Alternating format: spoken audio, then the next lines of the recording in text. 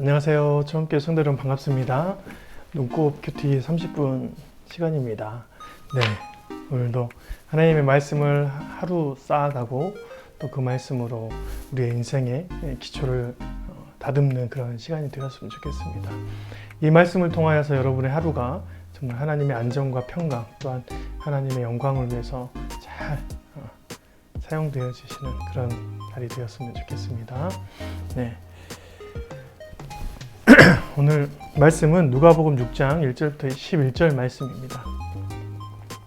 오늘 말씀은 예수님께서 안식일에 두 번의 안식일에 율법을 어기는 내용이 나옵니다.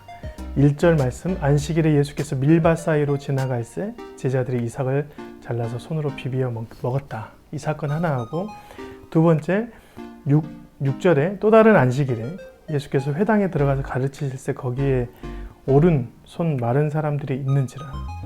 서기관과 바리새인들이 예수를 고발할 증거를 찾으려 하는데 안식일에 병을 고치는가 엿보니 예수님께서 고쳐버렸습니다. 그런 사연들이 있었던 것이죠. 오늘 이제 말씀을 보면 안식일에 일하지 말라라는 율법을 지키는 것이 옳다라는 말로 서기관과 바리새인들이 예수님과 논쟁을 하는 부분이죠. 실은 그 마음에 자신들의 권력이나 자신들의 입지를 위협하는 예수님을 고발하려는 그런 심중의 그런 의견들이 있었습니다. 그런 마음들이 있었던 것이죠. 그래서 결국에 그 마음의 중심에 옳은 것들이 아니라 하나님 앞에 이 율법을 잘 관리하고 케어하려는 그런 마음이 아니라 잘못된 마음으로 그런 얘기를 했던 것이죠. 그런데 중요한 것은 문자적으로 봤을 때 율법을 지키고 그것을 잘 행하는 것이 중요한가? 아니면 예수님처럼 안식일에라도 그것을 어기는 일이 있더라도 선한 일을 하는 것이 옳은가? 라고 질문을 던질 수 있는 것이죠. 첫 번째는 제자들이 이삭을 잘라서 먹는 것을 질타했습니다. 먹는 것은 회복이죠. 먹고 나면 힘이 생기고 체력이 채워집니다. 그래서 얼마나 배고팠으면 익지도 않는 그 이삭을 잘라가지고 비벼가지고 그냥 쌀이나 보리, 곡식을 씹어 먹었겠습니까? 그만큼 사역이 바쁘고 어려운 상황이었죠. 그럼에도 불구하고 사역을 하려고 자신에게 회복을 받기 위해서 했던 것입니다. 두 번째, 또 다른 안식일에는 손 마른 자. 손이 말랐다는 것은 사용하지 못해서 굉장히 굳어 있는 사람이죠. 그런 사람에게 병을 고치는 일이 옳은가라고 얘기를 합니다. 병을 고치는 것은 회복입니다. 회복. 삶을 온전하게 살아갈 수 있는 회복이고, 장애가 회복되는 것은 하나님 앞에 이 사람의 인생이 굉장히 자유롭게 영광을 돌릴 수 있는 일 중에 하나이죠. 그 회복되는 일과 먹는 일, 병을 고치는 일과 먹는 일은 실은 우리의 육체가 회복되고 삶이 회복되고 우리가 사역을 하는데 힘을 얻는 것입니다. 거기에 우리의 것들을 율법들을 갖다 대서 정죄를 하는 것은 실은 좀 2차적인 문제라고 얘기를 하는 것이죠. 생각해 보아야 될 것이 있습니다. 정죄하는 것과 예를 들어서 율법을 가지고 주변 사람들을 관리하고 케어하고 돌봐주는 것과 율법이라는 것을 갖고 사람들을 정죄하는 것, 이건 나쁜 일이죠. 지적하는 것, 나쁜 일입니다. 두 번째는 율법을 가지고 하나님의 말씀을 가지고 다른 사람들을 관리하고 케어하는 일, 이 두 가지 일은 어떻게 구분을 할 수 있을까요? 제가 곰곰이 생각해 봤어요.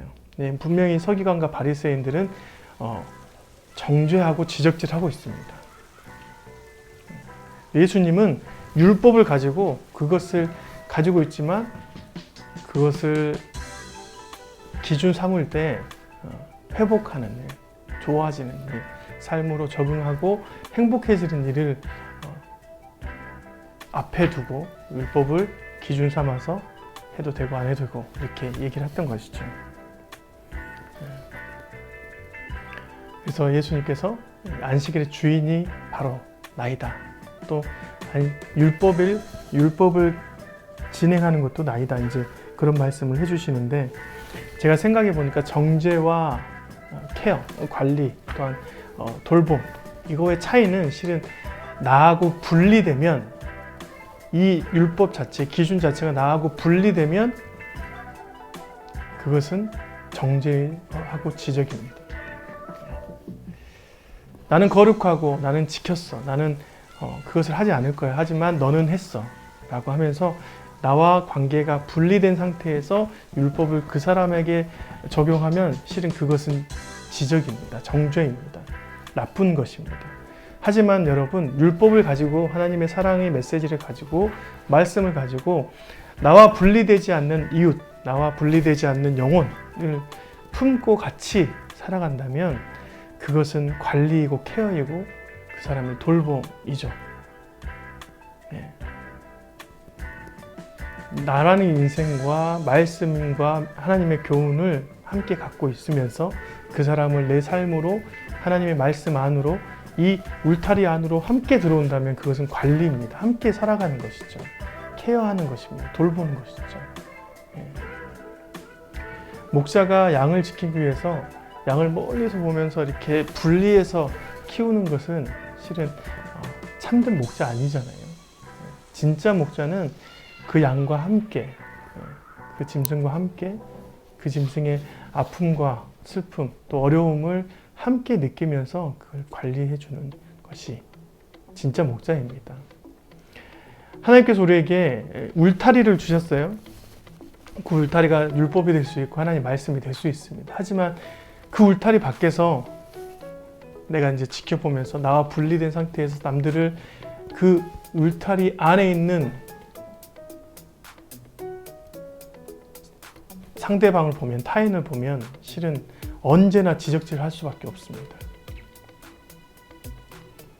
우리가 그 울타리 안으로 들어가서 함께 있는 자들과, 타인과, 내 이웃과 함께 삶을 살아가는 것이 바로 관리이고 케어입니다.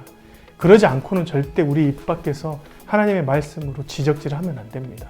정죄하면 안 됩니다. 너는 이렇게 살면 안 돼. 만약에 여러분 자녀일지라도 나와 자녀가 분리되면 안 되는 것이죠. 하나님의 말씀인데 너는 이렇게 살아서 되겠니? 라는 그 말 자체가 그 자녀를 내 안으로 품고 사랑으로 품고 관리하지 않으면 하지 않는 것이 훨씬 더 유익입니다. 오히려 그것은 바리새인과 서기관이 했던 정죄, 지적질에 한 걸음 더 다가갈 수 있는 것이죠.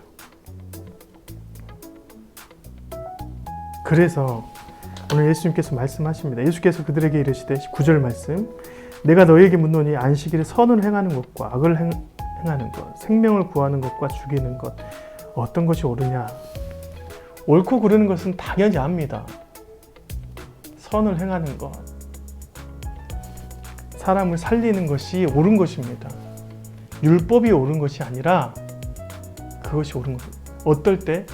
내가 그 안으로 들어갈 때, 내가 그들과 함께 살아갈 때, 그들과 관계가 성립될 때 그들에게 있는 선이 바로 내 안에 있는 선이고, 그들에게 있는 배고픔이 내 배고픔이 되고, 그들에게 있는 배부름이 내 만족이 되어지는,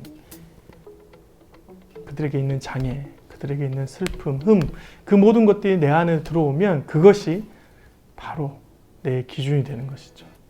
옳은 것은 다 알고 있습니다. 함께 하느냐, 내가 그 기준 밖에 있느냐, 그것이 나뉘는 것이죠. 11절 말씀, 그들은 노기가 가득하여 예수를 어떻게 할까 의논했다. 예. 이들에게는 하나님의 말씀인 사랑은 전혀 없어요. 그냥 하나님께서 보여주신 삶의 규칙, 이것들을 가지고 사람들을 찌르려고 노력했습니다. 예수를 찌르려고 했지만 안 되니까 어떻게 했어요? 노기가 가득했다. 분노에 가득 찼다. 노기, 분노와 시기가 넘쳐났다. 라고 말합니다. 여러분의 삶에 어떤 면에서 정죄하거나 가르치려고 할 때 주의하십시오. 네. 주의하셔야 합니다. 그러지 않고는 여러분 정죄나 지적질로 잘못 삶을 살아갈 때 있습니다. 그건 하나님께 영광이 전혀 되지 않습니다. 여러분 그들을 품고 나서 그들에게 권면해야 되죠. 품는 것도 우리의 인생을 다 드려도 어려운데 우리가 그들을 권면하고 가르치고 어떻게 이끌을 것인지는 차후의 문제입니다. 하나님께서 알려주시고 하나님께서 함께 살아가려고 했던 그 지혜를 받지 않으면 안 하는 것이 훨씬 더 낫죠. 정죄보다 함께함을 선택하는 저와 여러분이 되었으면 좋겠습니다. 감사합니다. 오늘 눈꽃 큐티 여기서 마치도록 하겠습니다. 내일 뵙도록 하겠습니다. 안녕히 계세요.